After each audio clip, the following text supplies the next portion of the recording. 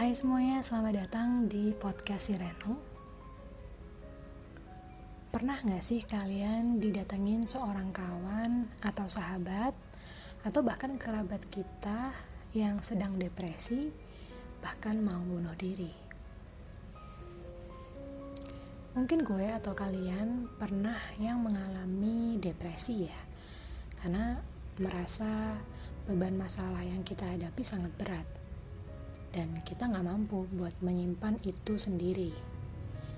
Kita butuh orang yang kita percaya buat share beban berat yang kita punya.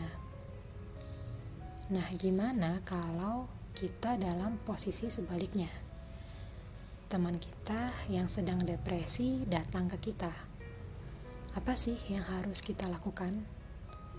Karena misal kita salah dikit ngasih solusi, atau dia salah tangkep, bisa jadi berakibat fatal, ya kan? Nah, ini kejadian di gue dimana ada temen yang curhat. Dia ngerasa kondisinya saat itu down banget. Kelihatan dari penampilan dia yang kalau boleh dibilang tuh kusut, nggak seperti biasanya. Dia biasanya kan ceria gitu. Si teman gue ini sampai bilang pengen bunuh diri aja supaya masalahnya semua beres. Jujur gue pertama khawatir juga. Iya, kalau dia bisa terima masukan gue. Kalau ternyata enggak, dia justru pengen ngelakuin hal yang jauh yang dia sebutin tadi, gimana? Ini udah urusan nyawa, ya kan? Jangan menganggap remeh orang yang depresi, bahkan pengen bunuh diri. Hal yang pertama yang coba gue lakuin adalah mendengarkan keluh kesah dia. Gue beneran fokus dan natap matanya. Gue gak main HP, pokoknya gue beneran ngasih perhatian gue full ke dia. Sebenarnya gue pernah di posisi dia, pernah mengalami hal yang lebih buruk dari dia. Tapi gue gak mungkin dong mengatakan, masalah lo tuh gak seberapa dibanding masalah gue. Gue simpen masalah gue dulu. Gue gak mencoba judging atau menghakimi dia. Terus ya gue jujur bilang, misal dia tanya pendapat gue, ya gue jawab yang gue tahu. Kalau enggak, ya gue bilang maaf, gak bisa ngasih solusi dan sebagainya. Dan ternyata teman gue tuh paham. Dia bilang dia cuma pengen ada orang yang nemenin dia dan ngedengerin unek-unek dia. Terus biasanya gue ngajakin dia jalan buat sekedar refreshing. Entah itu sekedar makan, nongkrong di kafe, atau nonton di bioskop. Kalau dia gak mau dan pengen sendirian, ya gue kasih dia waktu, kasih dia celah. Gue gak mau maksain kalau dia pengen sendirian dulu. Dan gue bisikin ke dia kalau misalkan temen gue pengen me time, pengen sendirian, silahkan. Tapi jangan lo ngerasa lo sendirian. Ada teman-teman lo termasuk gue yang ada buat lo. Intinya gue cuma pengen bilang, bertemanlah dengan tulus. Jangan cuma nemenin pas suka atau pas senang-senangnya doang, tapi ninggalin pas dia lagi sedih.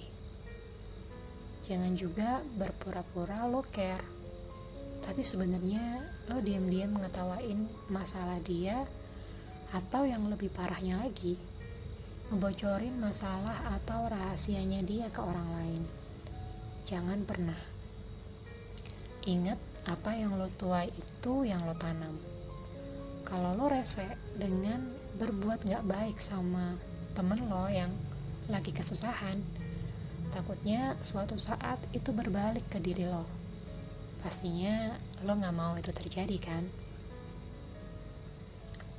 Oh ya, gue sedikit mengingat ada beberapa waktu lalu di Instagram, gue lupa linknya, sorry, ada seorang tunawisma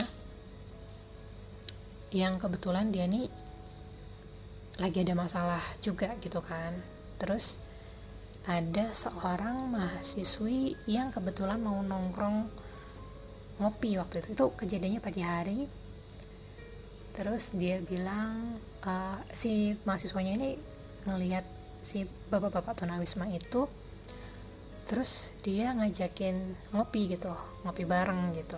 Si mahasiswa ini nggak ada perasaan apa-apa ya yang penting dia pengen ngajakin orang buat ngopi sama dia, sekedar ngopi aja gitu kan.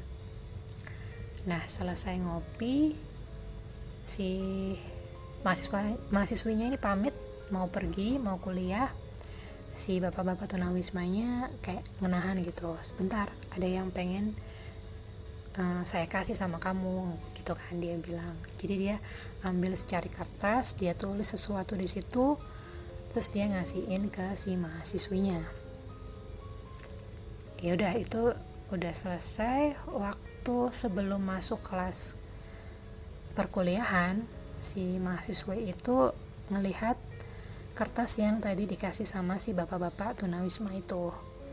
Di sana tertulis, hai cantik, dia bilang gitu di kertas itu. Sebenarnya saya tadi mau bunuh diri, tapi karena ada kamu, saya gak jadi melakukannya. Terima kasih ya, dia bilang gitu. Itu padahal hal kecil yang yang gak pernah disangka-sangka sama si mahasiswinya. Dia terharu gitu lihat apa yang ada dalam kertas itu. Padahal dia nggak punya pemikiran apa-apa, nggak punya maksud apa-apa. Ternyata itu buat dampak besar. Apa yang dilakukan sama dia itu membawa dampak besar bagi orang lain.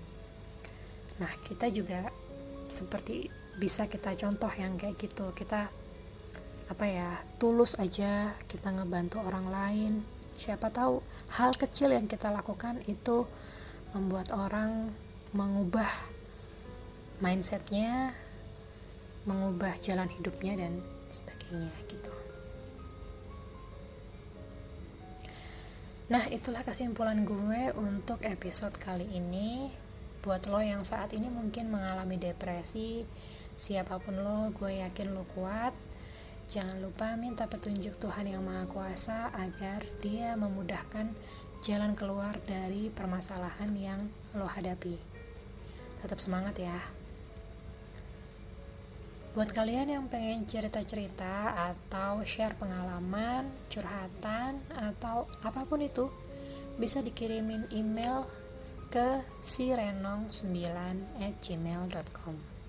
Yang mau kritik dan saran juga boleh disampaikan di kolom komentar atau kirim email ke sirenong9@gmail.com. Oke, cukup sekian dulu podcast Si Renong episode kali ini. Mohon maaf jika ada kata yang kurang berkenan. Jangan lupa like, subscribe, dan aktifkan lonceng notifikasi. Akhir kata, terima kasih sudah mendengarkan podcast Si Renong. Sampai jumpa di episode selanjutnya. Dadah.